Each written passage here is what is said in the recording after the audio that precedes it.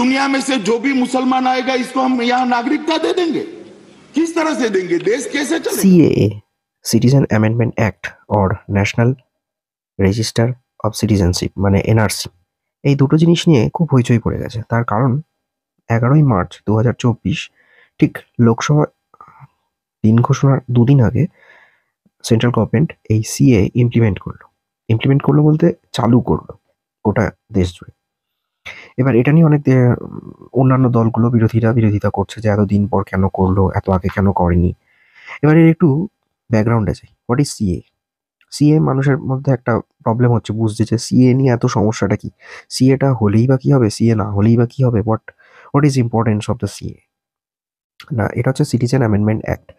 এর বেসিক ফান্ডা হচ্ছে যে 1955 সালে তখনকার দিনে যারা কংগ্রেস সরকার ছিল তখন এটা নিয়ে কিছু আলোচনা করেছিল যে এরকম একটা কিছু অ্যাক্ট যদি দেশে চালু করা যায় তাহলে বহিরাগত অনুপ্রবেশকারীটা কমানো যাবে, দেশের জনসংখ্যাকে কন্ট্রোল করা যাবে।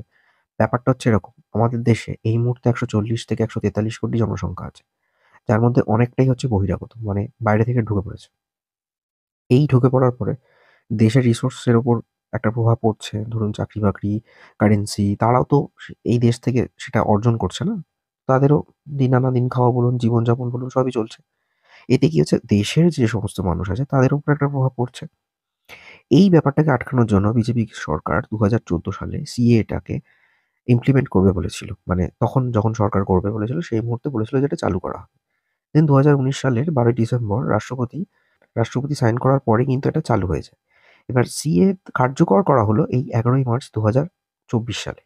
সিএ এর ব্যাপারটা কি না, সিএ হচ্ছে 2014 31শে ডিসেম্বর পর্যন্ত যে সমস্ত মানুষজন বাংলাদেশ, পাকিস্তান, আফগানিস্তান এই সমস্ত জায়গা থেকে সংখ্যালঘু যারা ধর্মীয় কারণে এদেশে ঢুকে পড়েছেন তাদেরকে নাগরিকত্ব দেওয়া হবে। নাগরিকত্ব দেওয়ার ফলে এদেশের ন্যাশনাল আইডেন্টিটি দেওয়া হবে। তারা এদেশে বাস করতে পারবে, যে কোনো চাকরি বাকরি বা যে কোনো ক্ষেত্রে তারা অ্যাপ্লাই করতে পারবে, ভোট দিতে পারবে, সবকিছু করতে পারবে।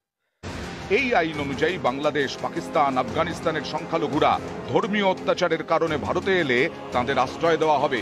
2014 31শে ডিসেম্বরের মধ্যে ভারতে আসা হিন্দু, পার্সি, জৈন, বৌদ্ধ, শিখ এবং খ্রিস্টানদের নাগরিকত্ব দেবে ভারত সরকার।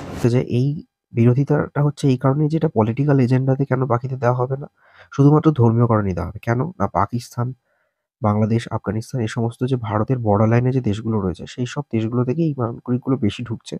এখানে বলা হয়েছে বৌদ্ধ, খ্রিস্ট, জৈন, পার্সি, হিন্দু, অর্থাৎ ওই দেশগুলো হচ্ছে সবকটাই মুসলিম কান্ট্রি।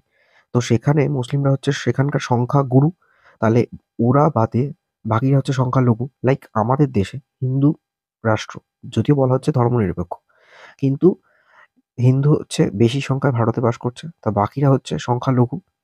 সেরকমই ওই দেশে যারা হিন্দু, জৈন, খ্রিস্ট তারা হচ্ছে সংখ্যালঘু।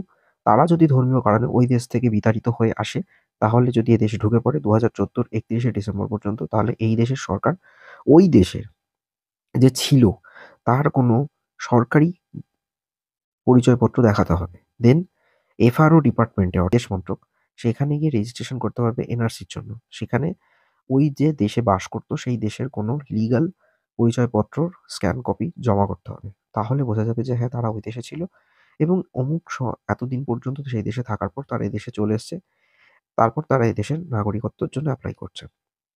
যদিও বলে রাখি, মায়ানমার থেকে অনেক রোহিঙ্গা এখানে ঢুকে পড়েছে। এই রোহিঙ্গারা পশ্চিমবঙ্গ বেশ কিছুজন বাস করছে জলপাইগুড়ির দিক করে। তারা কি ধর্মের রয়েছে না রয়েছে সেইগুলোকেও আইডেন্টিফাই করা যাবে। তাদের দেশ থেকে বের করা হবে কি হবে না সেটা পরে ভাবার বিষয়। এখানে কিন্তু বলা হয়েছে মুসলিম বাদে বাকিদের থাকা হবে। এবার 2019 সালে আমাদের যিনি প্রতিরক্ষা দপ্তর এবং স্বরাষ্ট্র দপ্তরে যারা ছিল তারা কিন্তু একটা জিনিস বলেছিল যে এদেশে যারা বাস করছে মুসলিমরা তাদের কোনো সমস্যা হবে না, তারা যেমন রয়েছে তেমনি থাকবে, তাদের ফর্ম ফিল আপ করতেও হবে না। যারা বাইরে থেকে এসেছে তারাই একমাত্র ফর্ম ফিল আপ করবে। বাংলাদেশ, পাকিস্তান, আফগানিস্তানের সংখ্যাগুরুরা ভারতে এলে তাদের অনুপ্রবেশকারী হিসেবে চিহ্নিত করা হবে। जो इस देश के मुसलमान है, इसके लिए इस देश के अंदर कोई चर्चा का, कोई चिंता का सवाल ही नहीं है। वो नागरिक है, रहेंगे, उनको कोई प्रताड़ित नहीं। এখানে একটু বলে রাখি, অনেকেই কিন্তু এনআরসি নিয়ে বা সিএ নিয়ে ভুলভাল কথা বলেছিল যে আমার বাবার দাদুর আমলের পরিচয়পত্র নাকি অ্যাপ্লাই করতে হবে, স্ক্যান করতে হবে, ডিটেলস জমা এসব ভুল কথা। এখানে যারা অলরেডি দেশে রয়েছে তারা তো থাকছেই। যারা বাইরে থেকে এসছে লাইক ধরা যাক পশ্চিমবঙ্গের মতুয়া সম্প্রদায়। মতুয়া সম্প্রদায় বাংলাদেশ থেকে এসছে। মতুয়া সম্প্রদায় যেটা ঠাকুরবাড়ির অংশ বলা হয়। ঠিক আছে? মমতাবালা ঠাকুর রয়েছে, বড় মা রয়েছে, বড় মা তিনি মারা গেছেন। তার যে স্বামী ছিলেন, এরা সবাই হচ্ছে ঠাকুরবাড়ির অংশ। এবং এই ঠাকুরনগরটা কিন্তু তাদের নামানুসারেই হয়েছে ঠাকুরবাড়ি। তারা হচ্ছে মতুয়া সম্প্রদায়। তারা যখন বাংলাদেশ থেকে এখানে এসছিল, তারা এদেশের নাগরিকত্ব চেয়েছে এবং তারা চেয়েছিল সিএএটা যেন চালু করে। বিজেপি সরকার কিন্তু বলেইছিল যে এটা চালু হবে। ফাইনালি সিএএটা চালু হচ্ছে, তাই জন্য তারা খুবই আনন্দিত।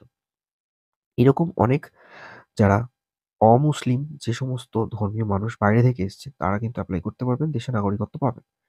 এখানে অনেকে কন্ট্রোভার্সি ছড়াচ্ছে যে তাহলে বাকিদেরও বোধহয় এপ্লাই করতে হবে। না, এখানে বাকিদের এপ্লাই করার কিছু নেই। সিএ যারা এক্সিস্টিং ভারতীয় রয়েছে তাদের সাথে এটার কোনো সম্পর্ক নেই।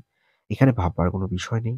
বাপ, কাকা, জ্যাঠা, পূর্বপুরুষ ধরে যারা বাস করছে তাদের কিছুই করতে হবে না। কোনো ডিটেইলস দিতে হবে না, কিছু করতে হবে না।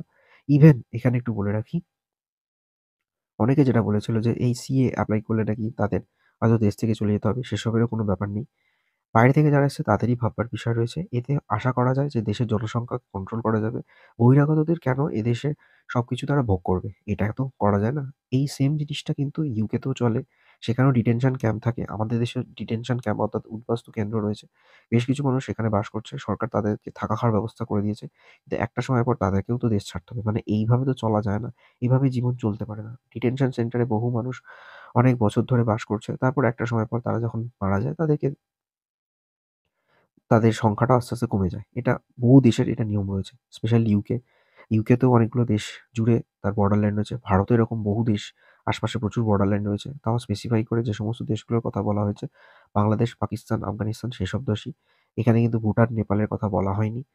তারা ওই জায়গাগুলো এমনি বুদ্ধিস্ট রয়েছে। সেখান থেকে বেশ কিছু মানুষ এখানে ঢুকে পড়ছে। সেইগুলো ডিটেইলসটা কি হবে? সেগুলো নিয়ে সরকারের একটু ভাবা উচিত আমি মনে করি। তো stay tune on mock stories. ভিডিওটা কেমন লাগলো অবশ্যই জানাবেন। আমার আরেকটা চ্যানেল এক্সপ্লোর ডেস্টিনেশন, সেটাও দেখুন। অবশ্যই ভিডিওটা ভালো লাগলে একটা লাইক দেবেন, চ্যানেলটা সাবস্ক্রাইব করুন, ভিডিও শেয়ার করুন। দেখতে থাকুন মক স্টোরিজ। पूरी दुनिया में से जो भी मुसलमान आएगा इसको हम यहाँ नागरिकता दे देंगे? किस तरह से देंगे? देश कैसे चलेगा?